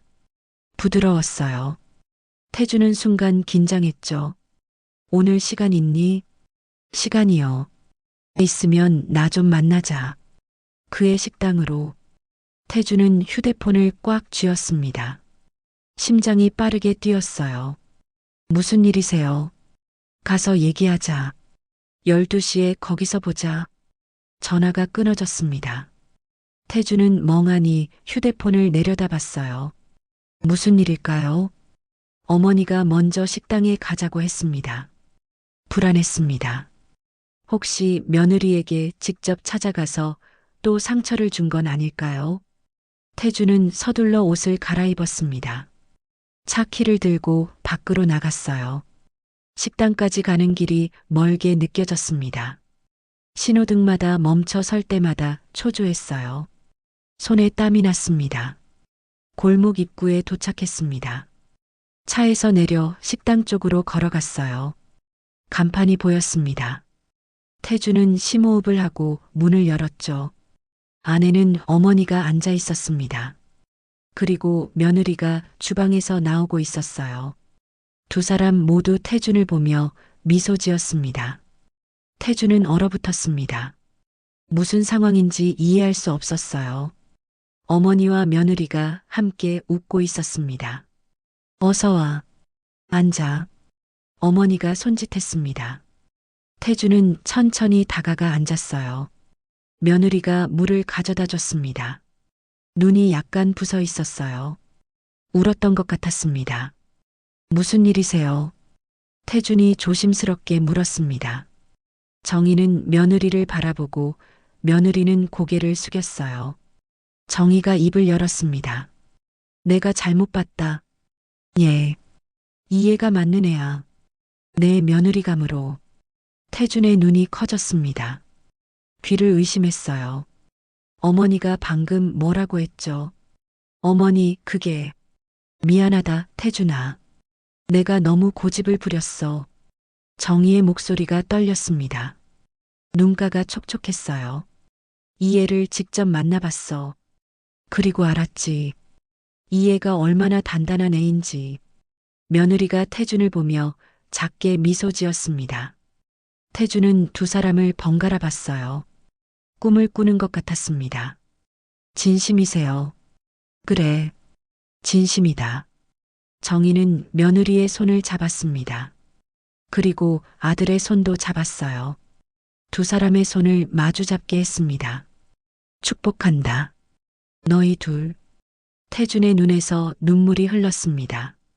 참으려 했지만 참을 수 없었어요. 며느리도 눈시울이 붉어졌습니다. 감사합니다, 어머니. 태준은 떨리는 목소리로 말했습니다. 정희는 고개를 끄덕이며 두 사람의 손을 꼭 쥐었어요. 이제 밥이나 먹자. 배고프다. 며느리가 일어났습니다. 주방으로 들어가며 말했어요. 금방 준비할게요. 태준은 어머니를 바라봤습니다. 어머니도 아들을 봤어요. 두 사람은 말없이 미소 지었습니다. 오해가 풀린 미소였죠. 잠시 후 주방에서 소리가 들렸습니다. 냄비 끓는 소리, 그릇 부딪히는 소리, 익숙한 소리였어요. 태주는 그 소리를 들으며 마음이 편안해졌습니다. 어머니, 어떻게 이렇게... 내가 직접 확인했어. 이의 손을 봤지. 정희는 자신의 손을 펼쳐 보였습니다. 사람은 손을 보면 알아. 어떻게 살아왔는지. 태주는 고개를 끄덕였습니다. 어머니의 철학을 알고 있었어요. 이의 손이 나랑 똑같았어. 일하는 사람의 손이더라. 그때 식당 문이 열렸습니다. 교복을 입은 남학생이 들어왔어요. 며느리의 동생이었습니다. 가방을 맨 채 안으로 들어오다가 태준과 정희를 보고 멈춰섰죠. 누나, 손님이. 며느리가 주방에서 나왔습니다. 동생을 보며 미소 지었어요. 손님 아니야. 가족이야. 동생의 눈이 커졌습니다. 며느리가 동생을 데리고 왔어요. 정희 앞에 섰습니다. 인사드려. 태준 씨 어머님이셔. 동생은 어색하게 고개를 숙였습니다. 정희는 동생을 위아래로 훑어봤어요. 16살. 아직 어린 나이였습니다. 앉아. 정희가 동생에게 말했습니다. 동생은 조심스럽게 앉았어요. 며느리가 다시 주방으로 들어갔습니다. 이름이 뭐니? 민준이요. 공부는 잘하니? 보통이요. 보통이면 안 되지. 열심히 해야지. 동생은 고개를 끄덕였습니다. 정희는 동생의 얼굴을 자세히 봤어요. 순한 인상이었습니다. 누나를 닮았죠. 누나한테 잘해야 한다. 네. 힘들게 너 키웠어. 알지. 네, 알아요. 동생의 목소리가 작아졌습니다. 정희는 동생의 어깨를 툭 쳤어요. 이제 우리가 도와줄 거야. 걱정 마. 동생이 고개를 들었습니다. 정희를 빤히 쳐다봤어요. 믿기지 않는다는 표정이었죠. 며느리가 쟁반을 들고 나왔습니다. 순대국 4그릇이 담겨 있었어요. 하나씩 테이블에 놓았습니다. 김이 모락모락 났어요. 드세요. 며느리가 말했습니다. 넷은 숟가락을 들었어요. 정희가 먼저 한술 떠서 맛을 봤습니다. 고개를 끄덕였죠. 맛있다. 며느리가 환하게 웃었습니다. 태준도 국을 떠서 맛봤어요. 여전히 좋았습니다. 진한 국물, 부드러운 고기. 정말 맛있어요. 태준이 말했습니다. 며느리는 수줍게 미소 지었어요. 동생도 열심히 먹었습니다. 정희는 반찬을 집었습니다. 깍두기를 집어서 동생 그릇에 넣어줬어요. 동생이 놀란 표정을 지었습니다. 많이 먹어. 네, 감사합니다. 정희는 며느리에게도 반찬을 덜어줬습니다. 며느리가 당황해했어요. 제가 할게요. 됐어. 내가 해줄게. 정희는 계속 반찬을 나눠줬습니다. 4사람은 조용히 밥을 먹었어요. 숟가락 소리만 작게 들렸습니다. 태주는 이 순간을 믿을 수 없었습니다. 어머니와 며느리가 한 식탁에 앉아 있었어요. 그리고 함께 밥을 먹고 있었습니다. 꿈만 같았죠. 정희는 며느리를 바라봤습니다. 밥을 먹는 모습이 단정했어요.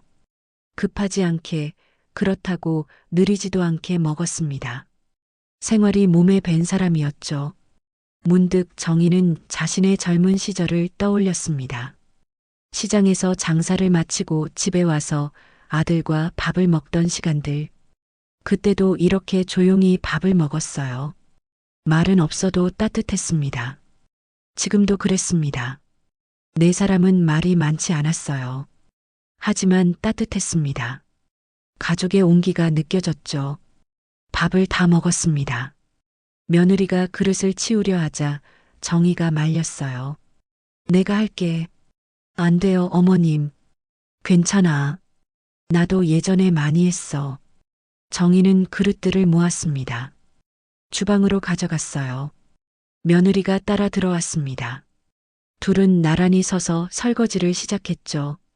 태준과 동생은 테이블에 앉아 있었습니다. 주방에서 물 흐르는 소리가 들렸어요. 2 여자가 작게 이야기하는 소리도 들렸습니다. 태준 씨, 동생이 조심스럽게 말을 걸었습니다. 태준이 고개를 돌렸어요. 응, 누나 잘 부탁드려요. 동생의 목소리가 진지했습니다. 태준은 미소 지으며 고개를 끄덕였어요. 내가 잘할게. 누나가 힘들게 저 키웠거든요. 제가 철이 없어서 말썽도 많이 부렸고. 알아. 내 누나 대단한 사람이야. 동생이 눈시울을 붉혔습니다. 참으려 했지만 눈물이 글썽였어요. 행복하게 해주세요. 그럴게. 약속할게. 태주는 동생의 어깨를 토닥였습니다.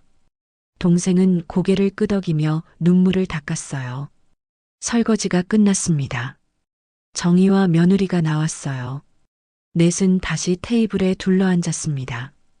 정희가 며느리의 손을 잡았습니다. 우리 같이 가자.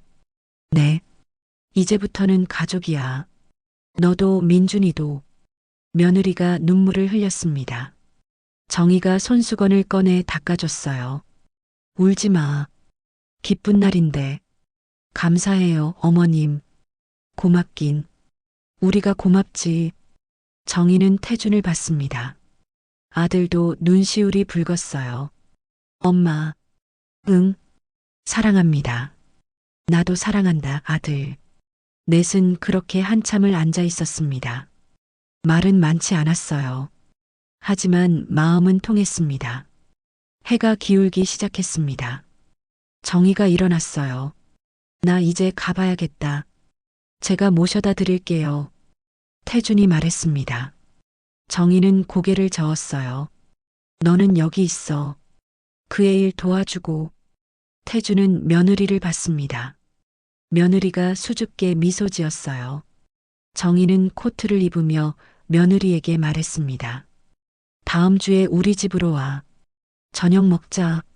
네, 어머님. 민준이도 데리고 와. 알겠습니다.